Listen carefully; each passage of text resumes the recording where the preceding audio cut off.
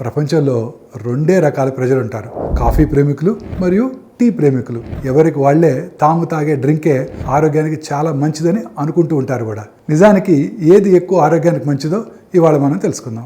Black కాఫీలో anti oxidants ఎక్కువగా ఉంటాయి. ఇది తాగితే అప్రమత్తంగా, ఏకాగ్రతతో శక్తివంతంగా ఉంటాం. కొవ్వు తగ్గించడంలో, శారీరక పనుల్లో కూడా ఇది సహాయం చేస్తుంది. కొన్ని నరాల సమస్యలు మరియు క్యాన్సర్ రిస్క్ తగ్గించడంలో కూడా చాలా ఉపయోగపడుతుంది. కానీ ఎక్కువ తాగినట్టయితే ఎసిడిటీ, త్వరగా నిద్ర రాకపోవడం వంటి సమస్యలు కలగవచ్చు. కాబట్టి ఎంత తాగాలి, ఎప్పుడు తాగాలి అనేది చాలా ముఖ్యం.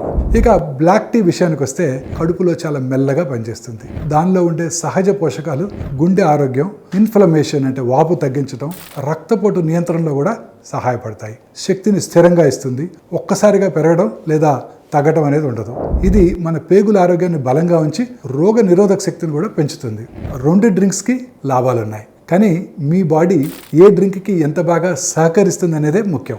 కాఫీ వెంటనే శక్తి ఇచ్చినట్టయితే టీ స్థిరమైన శక్తిని అందిస్తుంది. కాఫీ జీవక్రియను పెంచుతుంది. టీ శరీరాన్ని సమతుల్యం చేస్తుంది. వీటిలో ఏది మీ ఆరోగ్యానికి మంచిది అని అడిగినట్టయితే మీ శరీరానికి, మీ రోజువారీ అలవాటుకు, నిద్రకు తగిన డ్రింక్ని మీరే జాగ్రత్తగా ఎంచుకోండి.